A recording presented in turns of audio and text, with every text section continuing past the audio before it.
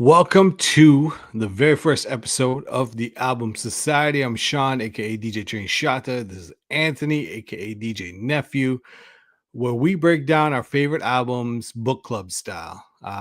So this is the first episode. We'll probably be a little rusty here and there, but you can also check it out live on YouTube. We'll also be on YouTube as well, and then soon to your favorite podcast station, whatever platform you use, and as well as your favorite social network. We'll be posting clips on Instagram and on TikTok at the Album Society Pod. So, Anthony, what's good? Not not much, man. We're just chilling. I just recovering from this weekend, man. We drove out to Denver, 8-hour drive, I hit some roller coasters along the way, but man, the whole reason why I went out there is to go see the Wu-Tang Clan, man. It was How lit. was that? Oh, dude, it's so dope. It's so dope. Obviously it's a new venue. I've never been there before, so didn't know how the things were gonna run. But man, they had the line wrapped around the block. Um just for people to get in, and everybody showed out. It was pretty dope to see that much, Wu-Tang stuff there. You know what I mean? When I started listening to Wu-Tang, man, we were listening to burnt albums because we couldn't get our hands on the real stuff, right? And then the bootleg stuff, but then now, just to see just the different genre of people that are coming out, from, they went through it. They went from who was from from the 80s and the 90s, and just all the way into the early 2000s, and there's so many people there. It's just dope. And then Run the Jewels um opened up, and those guys always show out. You ever seen any of those guys live? I'm trying to think. I don't think I've seen Run the Jewels live, but Yeah. they were here. Wu Tang was in Tampa, I would say last month. Yeah. I didn't even get a chance to go, but from the clips I saw, the show looked amazing. It was Yeah, man. crazy. Yeah, they put on one hell of a show. It was on the 4th of July, so they brought just a little bit different energy, to the show. But yeah, they ran through all the basics, Then they brought in each individual artist. He came out and performed something off their own individual album. So it was dope. It was so dope. That honestly, that's one of the tours that I regret not being able to Yeah. go, but that's definitely one of the tours. I think that's it. It's you're probably never going to see them again unless it's like 20 years down the road where they're doing like a Vegas residency, Yeah. or maybe like Well, 10 years down the road. Well, I watched this interview with Method Man the other day. I'm not sure exactly what show he was on, but they're just talking about it. So she asked him, "Hey, so how do you feel about this being your last tour?" He's like, "I love it." He goes, "I really, really love it." She goes, "Does it make you sad?" She's like, "That they're, that this is the last tour as a group." And he's like, "That's all on RZA. RZA decides on, hey, you guys want to get together and do a tour." He's like, "RZA is a marketing genius, so we're doing our kind of a farewell tour, but knowing RZA's marketing, he goes, I'm pretty sure there's going to be a reunion show, so Yeah, that'd be so sick. so I'm pretty sure, that's a 5 to 10 year lineup, down the road. Just let them all kick back, relax, just do their thing. Well, Method Man's a grandpa. He says he's looking forward just to kicking back with the grandkids. I mean, when you think about it, for instance, I would say the average Wu Tang Clan fan is probably 40s to 50s, maybe late 30s. Yep. So, hey, if they do in 10 years, some of us are going to be well in our 50s. I'm 44. So, definitely it would be a kind of a Vegas residency. Yeah. That'd be cool. You never know. Yeah. Yeah. It would be dope. Would be dope.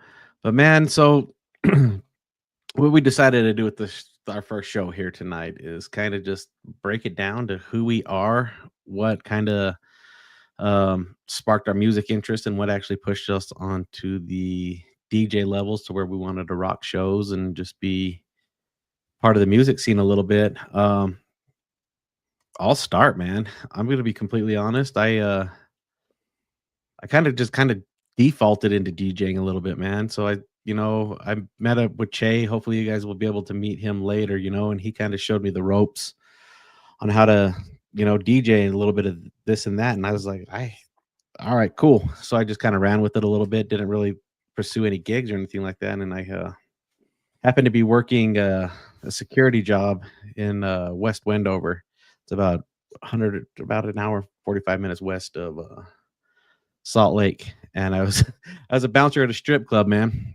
And the DJ didn't show up one night, and he's like, "Yo, you know how to run the decks?" The owner's like, "Yeah." So I kind of, jumped up there, jumped on the mic, didn't hesitate, became a strip club DJ for about a year and a half, and actually started to learn how to mix a little bit, still working, messing around with Che. He was teaching me, cuts, breaks, all that stuff. So I did that strip club gig for a little while, and then I started to transition to the club side. Che was like, "Hey, come DJ with me. I'm gonna take some breaks. You come and cover for me." And then we started working as a pair. So we started knocking out some, events and stuff like that as a group, kind of. And then I took my own gigs, and obviously went with it for a while on the club scene. And then I moved to Spokane, Washington, and then I met up with Perfector Productions. He is actually the one who produced the music for our intro, but and he's like, "Yo, I need a DJ for opening acts." So I went in, met with him, was the hype DJ for his shows. Started landing some bigger gigs. We were working out of the Knitting Factory, Tech Nine, big artists like that, the big underground artists, I should say.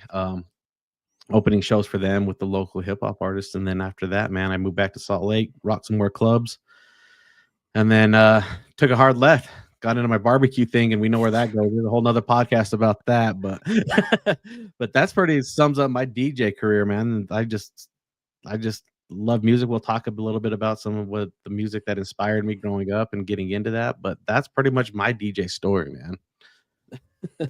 I think for me, I would say I've been doing it, I would say professionally, about 25 years, maybe a little bit more since about 98. I started DJing right my second last year of high school, got some turntables, and I've always been around music. My dad, back in Trinidad, we had a store, and one half of the store was a record store. So always been around vinyl, always been around records. Um, Seeing him make mixtapes and dubbing cassettes and things like that. So it's always been around. I think what's one of the few things where I said I wanted to be a DJ, and he's like, "All right, cool." I didn't get a no from. My brother's into music. He plays professionally in various different bands in Toronto. So music is kind of just been always been part of my life. Right out of high school, one of my friends, DJ Illinois and myself, we started DJing, just doing you name it, clubs. One of his cousins was a pretty popular DJ at the time in Toronto, DJ Sporty, and we just kind of started tagging along him, similar, I guess, how you would with Che. And we would just kind of go fill in for him if he was running late or just in between sets, and just kind of build our name into different clubs and different genres. I started pretty much more as a dance hall DJ and dance hall and soca. My background is Trinidadian, so obviously Caribbean music is a big influence for us. And then obviously I always loved hip hop. I think from when I moved to Canada, hip hop was just it was kicking off late 80s, early 90s. It was kicking off. Maestro Fresh West was probably the biggest song. Then we had Snow, which was a little bit hip hop dancehall crossover. But yeah, I always loved hip hop. I always loved R&B. But yeah, once I got into getting into the clubs, you end up playing a little bit more than just reggae and soca, a little bit more open format. And I've been doing clubs probably for the last 20 years. In the last, I would say, since I moved to Tampa, I have not done any clubs. I've done a couple events for a few of my friends that are reggaeton artists, is opening up as the hype man slash DJ, doing a little spliff star kind of vibe. But throughout all of that, I think that's kept me going, and I've always done and love is radio. I've done a lot of different radio stations in Toronto for the last almost 12, 13 years. I've been part of Sirius XM on various different stations, Sirius and Fly, which is throwback hip hop and R&B. I've been on Shade 45, Shaggy's Boombastic Radio, The Joint, which was the original reggae station on Sirius. And from time to time on a long weekend, a lot of radio stations across the different states have mixed weekends. So I've been lucky enough to be a part of Jammin' 945, which is in Boston. and be part of one of their on air mixers. I was on Thursday and on Saturday this weekend. So shout out to my brother DJ Pup Dog. But yeah, I love radio. I love being a part of it, even if I'm not doing clubs anymore. You know how it is. I just still like to keep my name out there. Still drop a podcast here and there. That's pretty much it for me. And then obviously, if you guys don't know, there's a whole nother realm of myself. Just as Anthony's into cooking. I have my own cooking channel, so it's just kind of odd that two guys that were professional DJs pivoted completely to the left and started cooking and creating food content. So Yeah. that's it for me. I mean, you can I still like to be active. I still play my music, but yeah, I mean, I've seen the transition from records to CDs to MP3s, and I love it. I love the fact that you don't have to worry about carrying crates of records or a crate of CD binders anymore. So I Right. embrace technology. Yeah, man. I was the same way. Yeah, carrying those crates, trying to lay out your set for you're getting ready and laying out your set on vinyl. It was kind of hectic. A new album drops Friday. Back then you'd go to the record store, Sam Goody, whatever, get that album Friday night, go home and try to get it queued up before your gig, right? Trying to get a gig, and then yeah, we moved into the CDJs, and now Che, I go and see Che spin every once in a while, and he's like, "Yo, I gotta run to the restroom. We get down on this." I'm like, "Dude, I don't even have no idea." He has 77 buttons. Yeah, it's cool. He shows me the basics that I need to know, but man, technology is wild with It DJing is, now. especially now, like Serato, you can use Apple Yeah, Music to pull yeah, your crates from. So there's a lot that has changed, but I think it's for me personally, it's for the yeah, better. yeah, for sure. But man, tonight's show was pretty much just breaking down on how we got into this and a little bit of background on us, but we're going to talk a little bit about the music that really got us going. I'm going to start it off with obviously I went out to Denver. We seen Wu-Tang Clan, 36 Chambers, man. There's not a track on this album that doesn't bang. I was actually a real West Coast person. I really shout out for the West Coast. I was into Dr. Dre, NWA, Ice Cube, all that stuff. But then I moved in with my dad, and I spent a lot of time with my cousin, and he introduced me to East Coast hip hop. And this album in particular, man, we listened to it for hours and hours and hours and hours. And this is just a foundational album. If you're getting into hip hop, this whole thing is, bring the ruckus, man. Everybody knows this. It doesn't matter where you go. You can go ahead and play this on and everybody's going to sing it along. But I don't know if you got into this album much, but this shit slapped for I me. did. So for me, when I first moved to Canada, like obviously, I think growing up in Trinidad, hip hop wasn't as big as it was. I mean, it was more like late '80s hip hop. So you had like the Run DMC, uh, Tone Loc, LL Cool J, and then I kind of like an in between. I think once I got in '93, so I was shit. I think I was probably what grade seven going into grade eight around there, grade seven. And I think going to high school, going to middle school, it kind of I pushed my interest more back into hip hop. I didn't care to like for I'd say from like 91 to 93. I wasn't an avid. I would listen to it. Obviously, you'd see it on TV, music videos, whatever. But I don't think one of the first albums I would say I fully ingested was in 93. It was a Snoop Dogg album. And that's kind of got what got me into West Coast hip hop because living in Toronto, the East Coast hip hop is obviously the most predominant thing, right? New York, Toronto artists, it's kind of that same vibe and same style. And I think moving into when Snoop's album came out, I got me in more into that West Coast vibe. But Wu Tang Cream, I remember when first time I saw that video, I was like, this is crazy. It was crazy. I think you're still on mute, Anthony. Right? It was like with the masks and everything, just wild, just wild. Um, but I think what kind of drove me into the West Coast hip hop uh at first was because my mom. My mom would always listen to that funk, Rick James, all that good stuff. And then when they started sampling from it, it was already a familiar sound.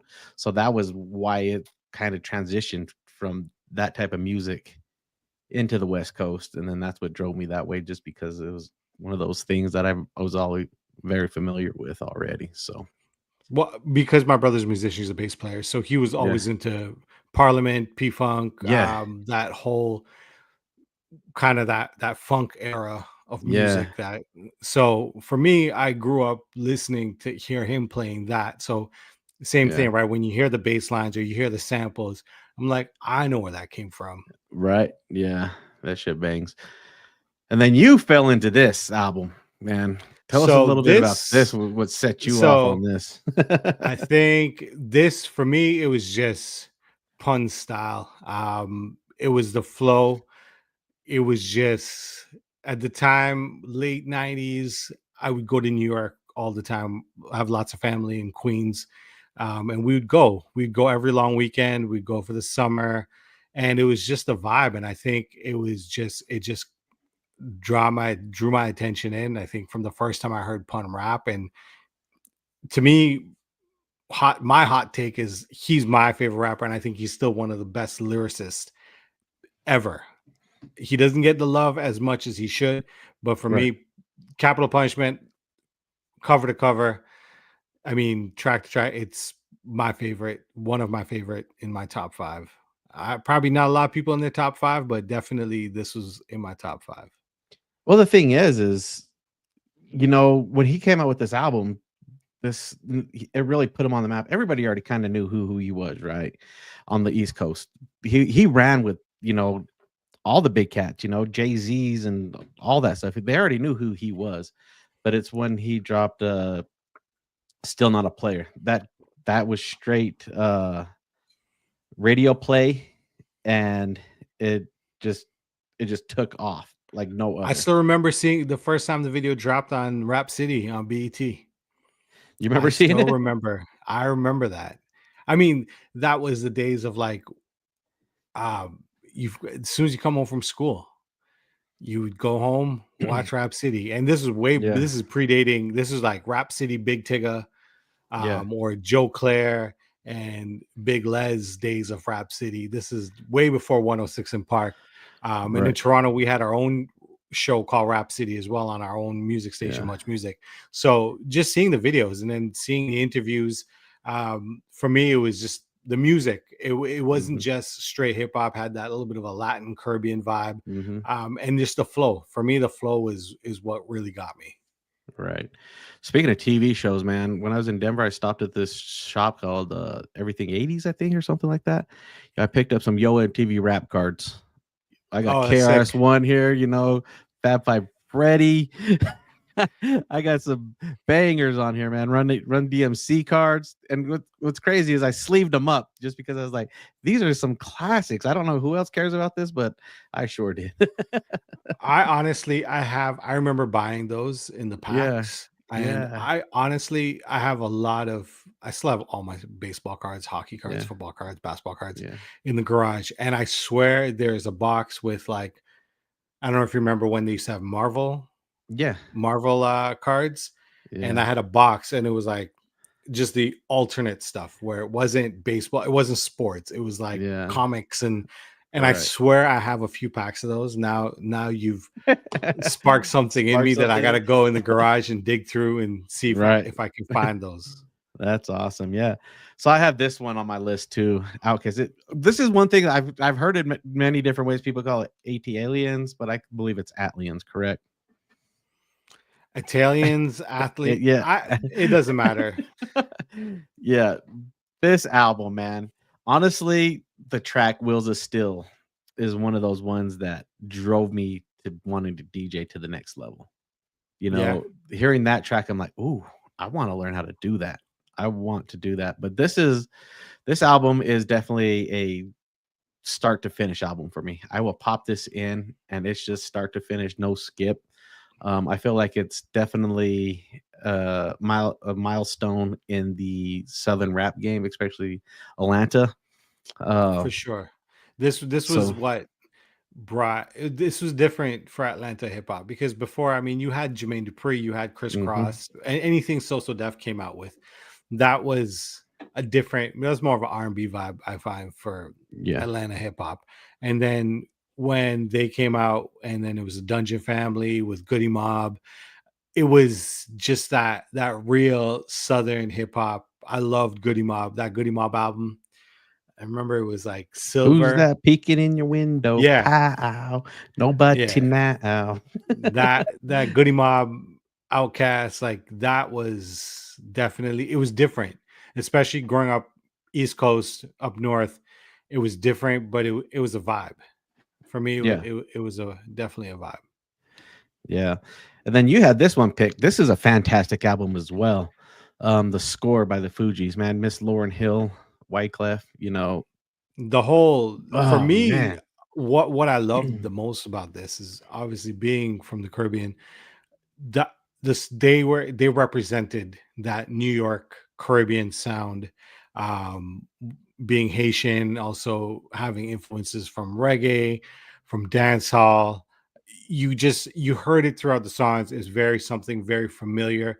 I mean, there were other rappers that obviously the biggest influence for Caribbean artists would be like Busta Rhymes, Trap Called Quest, but this just took it to a different level.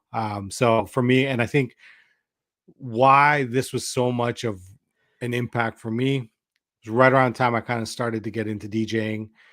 I was in high school, so I think a lot of the songs that you listen to or you remember when the video came out. Like I remember when, um, not Killing Me Softly.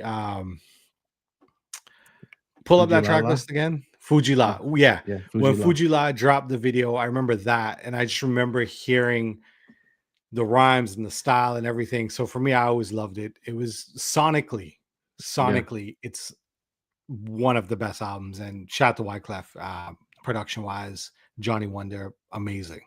Yeah, and I feel like Praz was kinda he was underrated on that album too. The dude is an amazing artist, but he almost sat back a little bit on that album, I feel like. Yeah. Well, I mean, when you have Lauren Hill as, Right. in a way, Yeah. your lead, she outshined everyone. Yeah, Did you she hear about really what did. happened at Essence Fest? Apparently, she Did was the it last performer, yeah, but she was 2:30 in like the morning? yeah, 2:30 in the morning. I was reading that this morning. I was like, she went on at 2:30, and they said there's only like 300 people left or something like that, Ah, and she rocked to like 3:30 in the morning. But kind of oh, crazy. man. Yeah, that's I wild. we actually got tickets last year for the show, or the year before for the show, for the Lauren Hill, Fuji's reunion concert, and I'm like, I have Yeah. to go. Like for me and my wife, like this is it. Like this is gonna be a Mhm. dope show. Yeah. And they canceled it, and they canceled Oh, the rest of the tour.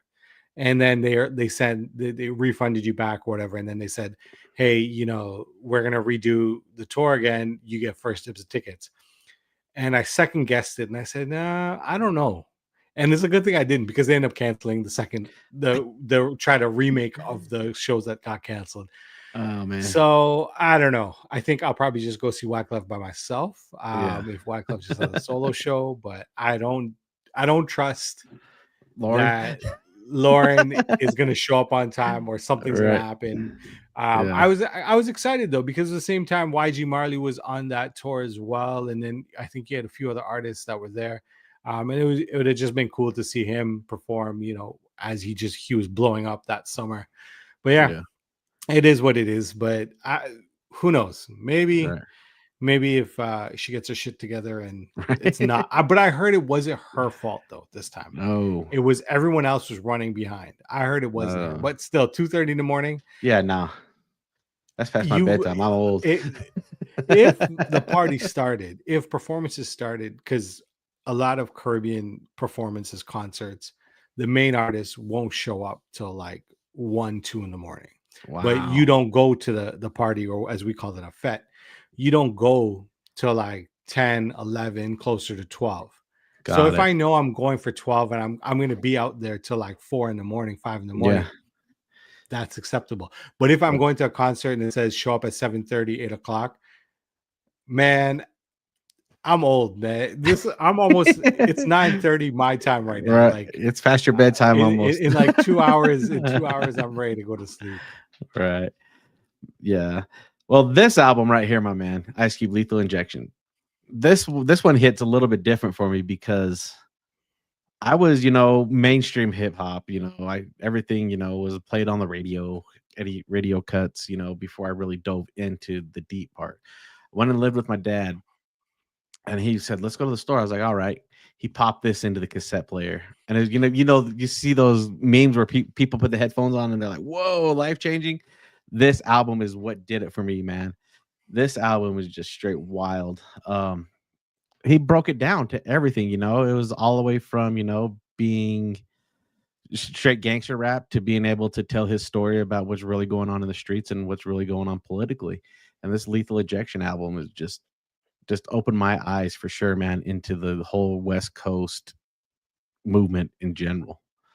And this I is, I feel, always Cube for me has always been yeah, in my top 10 of artists, Cube for sure. I was a huge West Side Connection, Mac 10, WC, Cube, like, and then I think I always liked Cypress Hill, so it irked me when they had beef back in the day. But no, I liked that vibe. That's I think late 90s, yeah, or not late 90s, but like around that Ice Cube era where hmm they kind of he went more into his own vibes. Dre started doing his own thing. Then Snoop kind of came through. Dog Pound came through within those years. After 93, I think that's when I really picked up on that West Coast. yeah. And what's cool, I still to this day think that was all a political money move. Um, those diss tracks, man, they brought on the cash. They brought in the cash cow, and I think No they Vaseline, no or va- you no talking about all of the it, him and Dre and Comp? Snoop Dogg and Easy firing back. I think they all, they had their following. I get it. Easy was raking them. I get that. But I think there was a behind closed doors deal where like, yo, we're gonna talk shit. We're gonna put out albums and we're gonna get paid. So is the Drake, Kendrick, and J. Cole, that whole beef? You think that's a backdoor deal as well? I don't know, man, because it's not the But same. that one hit too close to home Yeah, for each artist. that was cutthroat. That was cutthroat. But man, then you got this album. Oh, one of the Queensbridge finest, not Mob Deep style, but Nas. It was written. This I love. album. Don't get me Oof. wrong. I love Mob, but yeah, this I think everyone always gonna say Illmatic was the best Nas album. For me, this is my favorite Nas album. Intro to intro, or intro to outro, like I love it. I Yeah. love this vibe. I think this when I listen to the New York rap from this era going into like the early 2000s, I think just because I spent a lot of time in Queens with family, and you would go to like Jamaica Avenue and hang out, or we go shopping, and this is what you heard. So Yeah. these are like the memories. So you hear these songs playing and blaring everywhere you go. These are your memories as Mhm. growing up, and I think it just stuck with me. But Nas is in my top 5 of favorite rappers of all time, and this for me was on one of my favorites. Yeah.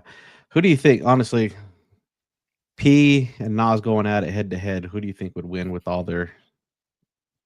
I think Nas would still get P all day. I think so. I think Nas is just very, very versatile, if we want to put it that way. Right. And then let's see. I'm trying to get the other one pulled up here. Then this one right here. Speaking of beef, Cypress Hill Black Sunday album, dude.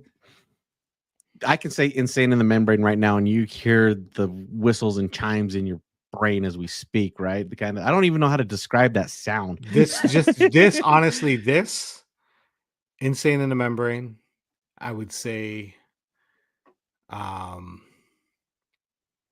Rum Shaker. Um, what's House of Pain. Jump These around. remind me of grade 7 high or middle school dances. I honestly I love Cypress Hill. I think I will say Cypress Hill just kind of I saw rappers that I guess at the same time kind of look like me in the sense, and I was like, all right, cool. And it was different.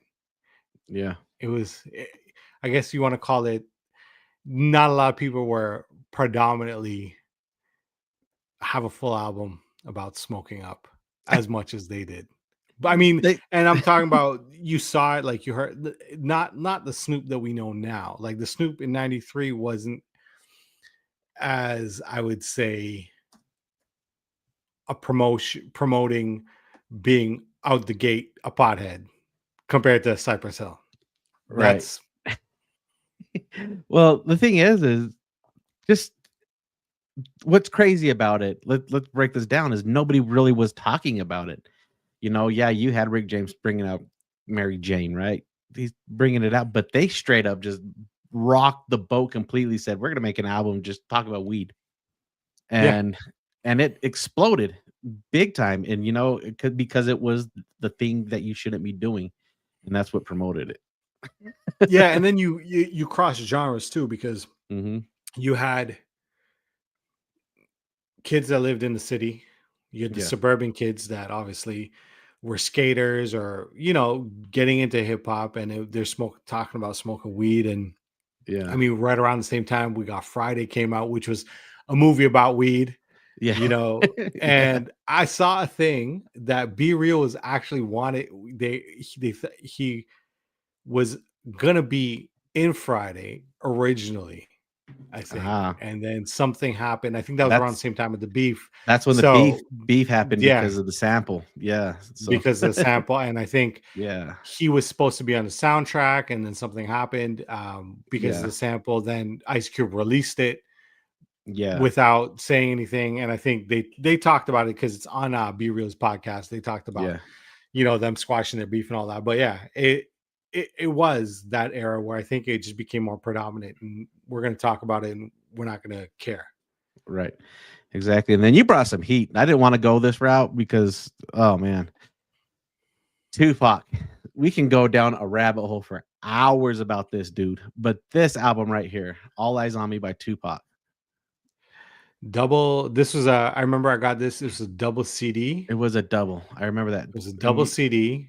Um, I think it was one of the very first paper ones Columbia too. Columbia House. I probably owe you 19.99 for this because Still. you remember. Get 10 albums for a penny, and Yeah.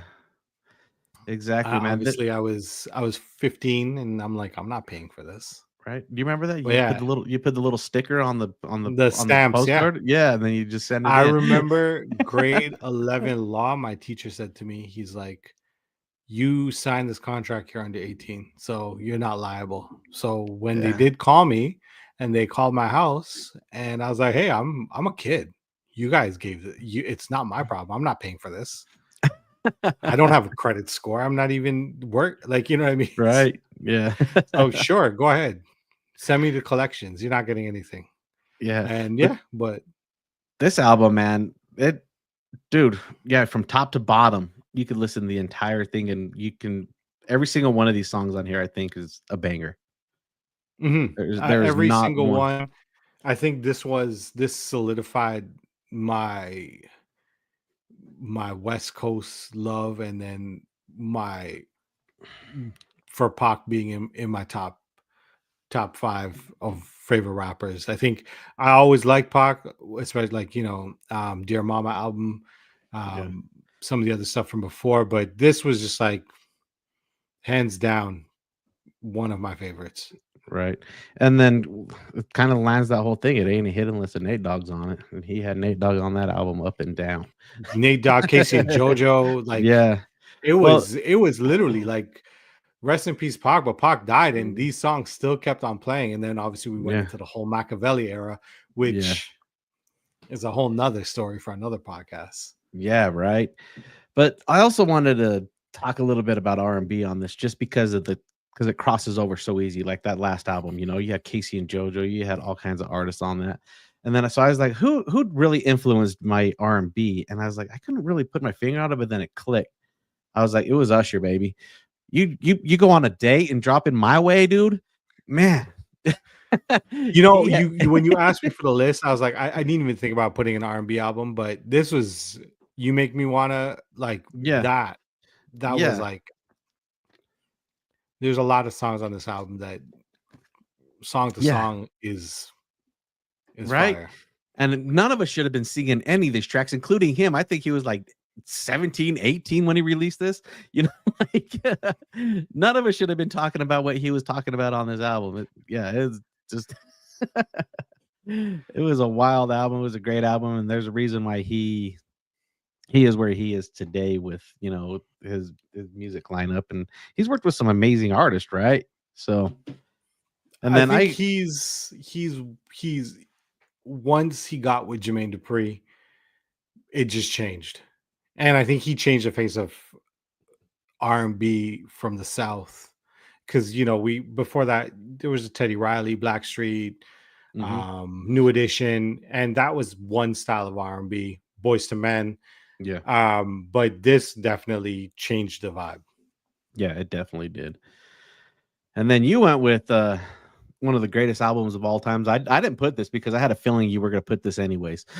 It's just a I foundational think hip hop album. it's foundational, but it goes back to me saying, like, listening to, like, this was what, 94 when this came out. So like the early New York rap, a lot of early New York rappers and still a lot of New York rappers specifically are, their background is Caribbean. So when you Mhm, hear like these certain words or certain lines in certain songs, especially, I moved to Canada in 89. So when you're hearing mainstream music or music being played and see videos on TV, and they're talking about things that, words that or slang that because it's part of your Caribbean household, or you have friends that are Jamaican or Bajan or Guyanese or whatever other island, you mhm. you hear it and you're like, it draws to you. And overall, I mean, I think that's the emphasis of the New York rap. A lot of the rappers, their background is Caribbean. So you hear, tribe like Fife talk about he's from Trinidad, Busta Rhymes, he's sh- proud that he's Jamaican. So when you hear Mhm. these things in these different hip hop albums, it just sticks to you. And I think when I heard Big Papa, when I just from the first time you hear the songs, it just stuck to you. And I think Yeah. when you're at that age where you're finally getting into, like, this is my favorite rapper, or this is my favorite song, and you're like 11, 12, it kind of sticks in your brain. Yeah. Yeah, exactly. It's kind of like that Juicy, right? We all listened to In Tune growing up back in the days. That was just a backyard track. And then when he goes and samples it and lays that flow over the top, all in one take, by the way, that is that is just awesome. That's just straight heat. And there's nothing you can really do about that. And then you threw an honorable mention in just as there, and I agree with it 100%. Um, Bone Thugs and Harmonies, East 1999 Eternal. This album was a fantastic album, and I think it accelerated because this was the album that they produced right after Eazy signed them. Yes. And this was, I heard that. So I remember one of my friends, he always used to get the CDs, and the CD came out, and I always used to just dub them on tape. And the first version of this did not have Crossroads, It did not. It actually had the Crossroads. but it wasn't the version that It you wasn't saw the in the version. video. Yeah, It it was is much not. more slower, chopped and screwed Yep, kind of style. exactly. And this, I think, again, going back to my roots, their style was different. It sounded more like Mhm. dance hall to me than it did hip hop. Their flow Yeah. was, it was reckless. It was like all over the place. I've always been a fan of like horror and, like, that kind of demonic shit sometimes. So Yeah, right? this was definitely in their realm of, like, Yeah. sonically it was different. Right. Well, here's the thing. Here's the thing that I've never understood with Bone Thugs. They have all the symbolism, the folks, Cleveland area, the folks were a street gang that kind of leans towards the devil's side to, worshiping the devil and everything like that. But then again, here they are talking about going to heaven and meeting your creator. I'm just like, these guys have me all fucked up on which way they're trying to really go. it's it's kind of crazy like that. But the first of the month, dude. Everybody First of the knows that month, track, I think that was the first. I think that was probably the first Bone Thugs song I've ever heard. right? And then East 99 was one of my favorite tracks off that album. Right. I was actually lucky enough to work with Bone Thugs, well, the Mo Thugs family. So back in the day, I used to work for Wyclef. He had a DJ coalition called Warrior DJs, and there was Crazy Bone and one of the Mo Sloan Thugs. Bone. Sloan Bone, who's Crazy's cousin, I think. Sloan Bone asked me to produce their mixtape. So I did their mixtape, and he was taking it was him and Crazy on tour. And I was lucky enough to just kind of that mixtape that they sold on that tour was Mm. produced by myself. Oh, that's And I dope. honestly I have to I need to find that the MP3s somewhere because I don't think I ever got like a physical copy. Uh, But yeah, it was I was that was like, you grow up listening to these guys 10 years later, you're speaking yeah. to them and they're like, yeah, yeah, I swear if you search up Crazy Bone DJ Train Shot, that there's like a video drop somewhere on YouTube of them bigging up the tour and bigging me up for the thing. I remember they were on K-Day in Los Angeles and they talked about it. I was like, damn. I'm like, all right, I made it. Yeah, that's dope. You should see if you can find that on Disc Dogs. See if you can find that tape with I that don't mixtape know if it was like actually because produced. this was the late or early 2000s. So when you think about mixtapes, it was more like the DJ drama style mixtapes Yeah. where they had the Right. production. I did the formulation, laid out all the mixes and Right. everything for it. So it was Got it. more like that era of mixtapes where it was you might hear a drop from me but everything the mixes were mixed by me. But yeah, I Yeah. I gotta look that up. I gotta look that Yeah. up. That's awesome. I Crazy Bone came through Spokane and I hyped DJ'd that show and then he had no DJ. And he was I we asked him right at the start, "You want this?" He's like, "No, I'm just gonna put it in the CD and let it go." And then he was trying to talk and trying to push pause on the decks, and everything like that. And he's like, he was just struggling. And I don't know, 4 or 5 Crown Royals, Crown and Cokes deep. And I was like, I'm gonna go help him. I ran up on stage and I told him, I was like, I got you. And he's like, thank you, thank you, thank you. So I helped finish out his set because he was just all over the place. Did a stop buzz. You didn't know how to run the CDJs at that time, so I just jumped up there and helped him out and got him through the show. But it was awesome. That's dope. That's cool. I Yeah. know you said you've opened for Cypress Hill as well. What's that? Was it Yes. Cypress Hill?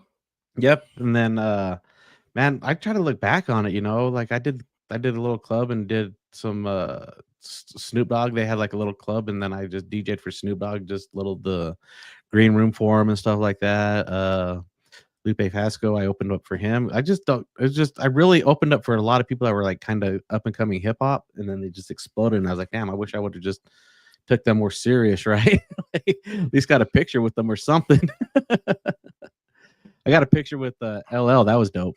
That was dope. That was I mean, it's not like now where you right. can record the concert in 4K on your phone. And Right. True. I remember, I think if I could ever find it, like taking pictures of like events on my BlackBerry, the Right. picture quality, it's like a 1 Yeah. megapixel camera in the Right. dark club. I don't even think like you can see, You can see who it is. but Yeah. 25 years ago, that or 20 years ago, that was the thing. I was like, oh Right. man. Right. Yeah. Well, cool, man. We covered over some albums. What we're gonna do is I'm gonna shuffle these up, and then we're gonna on our next episode we're gonna really dive into that album, talk about the production, the songs, the lyrics, everything like that. I just have his wheel spinning here. Let me get this closed out here really quick. Then I'll bring this other one up here, and then we're just gonna let it randomly pick for us here, man. Just go ahead and pick. Let's see. Go ahead and give me a number 1 through 5, and I'm gonna click the shuffle button that many times.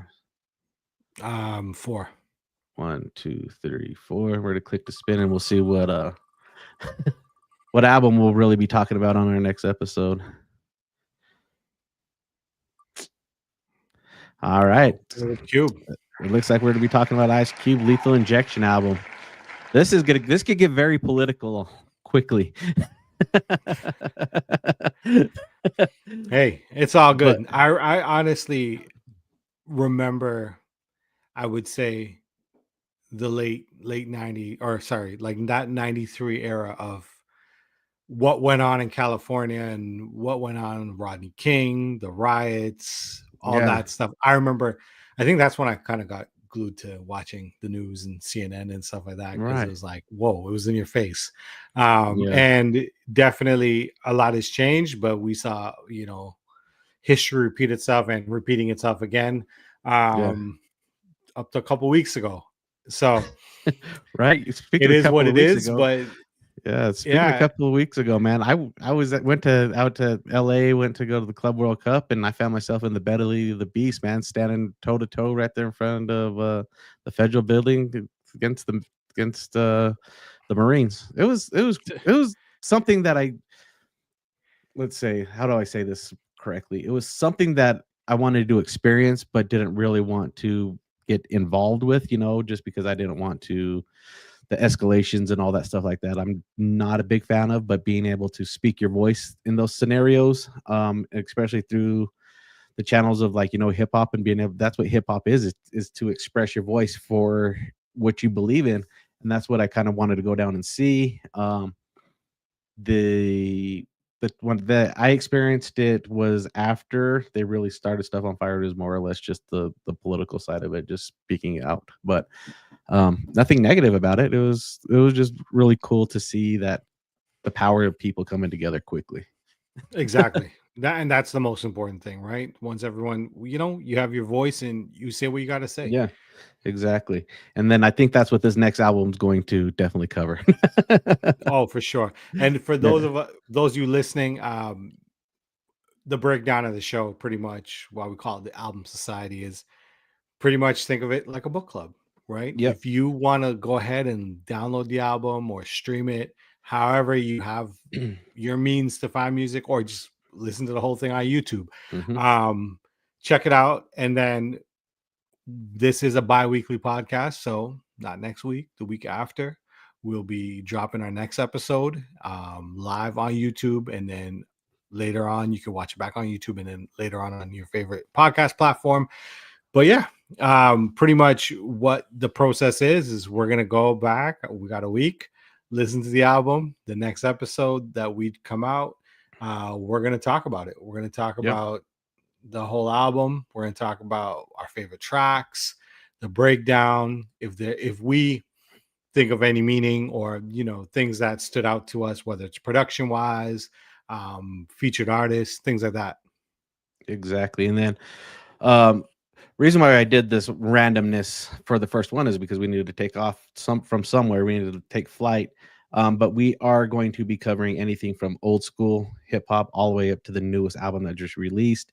So if you have any ideas on what you want to hear us talk about a little bit, go ahead and just drop those albums in the comments, and then we will go from there, and then we'll discuss it. I have a feeling the first couple episodes are going to be some of the older stuff, but we'll get into the new stuff too. And that's why I kind of wanted to do this too, because honestly, I'm a little weak on the new stuff.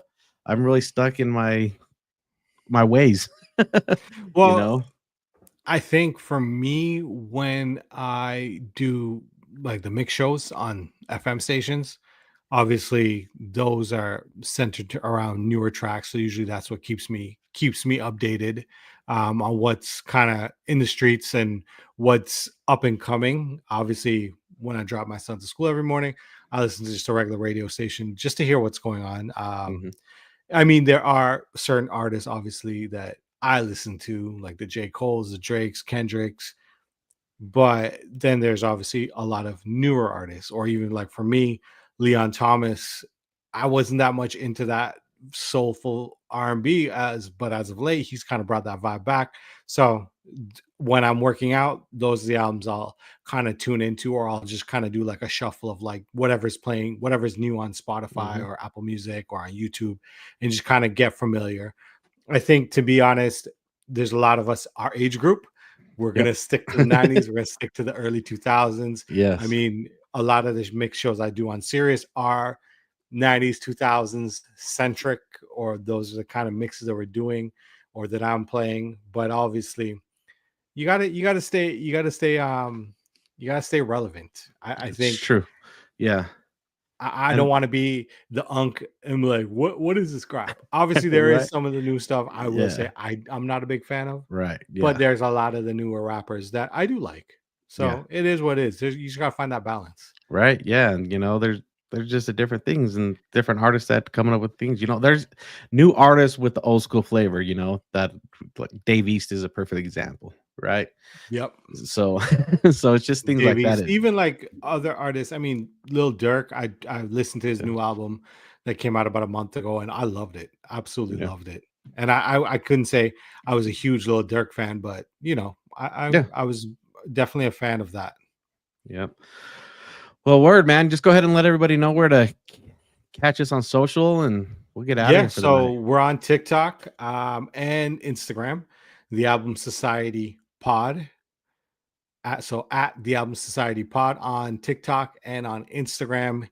Hit that follow button. Stay tuned to our socials. We'll be posting clips of the episodes, hot takes, whatever it may be. We'll be Mhm. posting those clips on our socials. But yeah, till next time, we'll be Yeah. reviewing Ice Cube's album. Yep. All right, y'all. Peace. Peace.